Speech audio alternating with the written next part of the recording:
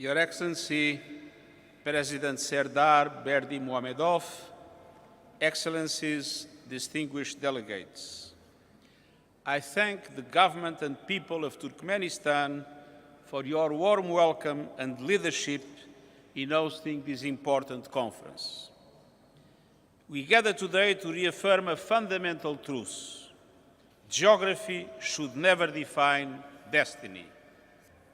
Yet, for the 32 landlocked developing countries across Africa, Asia, Europe and South America, geography too often limits development opportunities and entrenches inequality. Your countries face daunting challenges: steep barriers to trade, high transport costs, and limited access to global markets. Many remain highly vulnerable, relying on raw commodity exports, exposed to volatile international prices, and constrained by narrow economic bases. Meanwhile, debt burdens are rising to dangerous and unsustainable levels, and 1/3 of LLDCs are grappling with vulnerability, insecurity, or conflict. Despite representing 7% of the world's population, LLDCs account for just over 1% of the global economy and trade, a stark example of deep inequalities that perpetuate marginalization. These inequalities are not inevitable. They are the result of an unfair global and economic financial architecture, unfit for the realities of today's interconnected world, compounded by systemic neglect, structural barriers, and in many cases, the legacy of a colonial past. Recent shocks, from COVID-19 pandemic to climate disasters, supply chain disruptions, conflicts, and geopolitical tensions, have deepened the divide, pushing many LLDCs further away from achieving the Sustainable Development Goals. But this conference is not about obstacles. It is about solutions. It is about launching a new decade of ambition through the OASA Programme of Action and its deliverables, and fully unlocking the development potential of landlocked developing countries. The United Nations is proud to stand with you in this effort. Allow me to outline 4 essential priorities for collective action in the decade ahead. First, we must accelerate structural transformation and economic diversification. LLDCs possess extraordinary potential, from natural resources to human capital. Yet this potential remains largely untapped, constrained by limited funding and market access. We need bold and sustainable investments in value-added industries, local innovation, and inclusive growth that reaches every community across regions and generations. Digital transformation must be central to this effort. It can help LLDCs overcome physical barriers and connect to global markets. Digital tools can also deepen connectivity between communities, preserving indigenous knowledge, celebrating cultural heritage, and strengthening linguistic and educational exchanges across borders. And with the right support, LLDCs can leverage artificial intelligence to strengthen early warning systems, expand precision farming, enable smart logistics, and tailor solutions in health, education, and public services. But today, the digital divide is stark. Many people in LLDCs remain offline, with women and rural communities especially excluded. We must urgently close these gaps by expanding digital infrastructure, boosting digital literacy, and ensuring affordable access for all. The Global Digital Compact offers a roadmap. We need strong partnerships, particularly with the private sector, to scale innovation, transfer technologies, and connect some of the world's most isolated populations. I will soon present a report on innovative voluntary financing options to support AI capacity building in developing countries. And we must also support LLDCs in harnessing e-commerce, mobile banking, and digital services to unlock jobs, boost revenues, and empower youth. Second, we must strengthen trade, transit, and regional connectivity.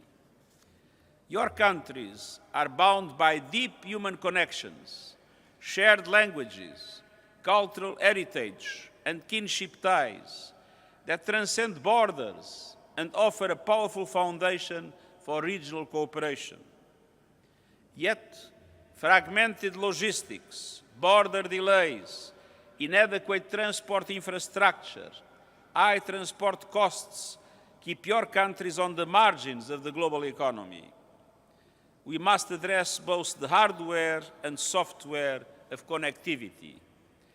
That means simplifying cross-border procedures, harmonizing standards, and strengthening legal frameworks for seamless trade and transit. It means investing in physical infrastructure, from resilient transport corridors to cross-border energy interconnections, expanded air connectivity, and smart logistics platforms. LLDCs must be fully integrated into regional and global value chains, transforming their role from suppliers of raw materials to creators of high-value products. And we must reform the global trade system to better reflect your realities, challenges, and ambitions. We must deepen connections with transit countries through joint planning, mutual benefit, and shared infrastructure, including traditional trade routes and cross-border community ties. Multilateral development banks must prioritize LLDCs with concessional funding in their regional transport and trade lending portfolios, rapidly scaling support for green cross-border investments. When LLDCs are connected, entire regions can prosper. Third, we must strengthen climate action. LLDCs contribute less than 3% of global greenhouse gas emissions, but suffer disproportionately and unjustly from climate impacts. From desertification in the Sahel to glacial retreat in mountainous regions, from extreme weather in Central Asia to changing rainfall patterns in South America, climate change is hitting landlocked countries hard. The combination of landlockedness and climate vulnerability creates compound risks that threaten development and, in some cases, survival. When climate disasters destroy critical infrastructure, entire economies can be severed from global markets overnight. We must double adaptation finance as promised, invest in early warning systems, and build resilient infrastructure that can withstand climate shocks. At the same time, the science is unequivocal. To avoid the worst impacts of climate change, we must keep the 1.5-degree goal within reach. COP30 later this year must be a decisive moment. G20 countries bear a particular responsibility to the scale of their emissions. They must lead by example, submitting national determined contributions that reflect the highest possible ambition. And LLDCs must have the means to act, from financing and technologies to partnerships that align climate action with national development goals. With the right support, the green transition can enable your countries to leapfrog to sustainable solutions, from renewable energy to electric mobility, creating new industries and decent jobs while protecting the planet. Fourthly, we must mobilize funds and partnerships. None of our ambitions can be achieved without adequate, accessible, and affordable financing. And yet today, Many LLDCs are trapped in a vicious cycle of debt and underinvestment. High borrowing costs due to perceived risks, limited access to international financial markets, and a debt level that diverts already meager development resources toward debt servicing. Access to affordable long-term financing remains inadequate, and the global financial system is failing those that are most in need. The Compromiso de Sevilla calls for a new era in financing, an equitable, inclusive era adapted to the realities of developing countries. We must implement these commitments with urgency and ambition. We must triple the lending capacity of multilateral development banks to increase concessional financing. We must reform the architecture of sovereign debt to better support sustainable development. We must mobilize private capital at a large scale for the public good. We must strengthen global tax cooperation to combat tax evasion and to curb illicit financial flows. And we must reform the governance of the international financial architecture to promote equity, transparency, and accountability, with more participation from developing countries. We must also mobilize concessional financing for climate urgently and at scale to allow developing countries to invest in resilient infrastructure, sustainable development, and inclusive growth. The AVASA Program of Action echoes the Compromiso de Sevilla. Together, they provide a concrete roadmap to transform promises into capital and capital into tangible progress. Excellencies, the success of the developing countries is crucial to the success of the 2030 Agenda. We have the knowledge, we have the tools.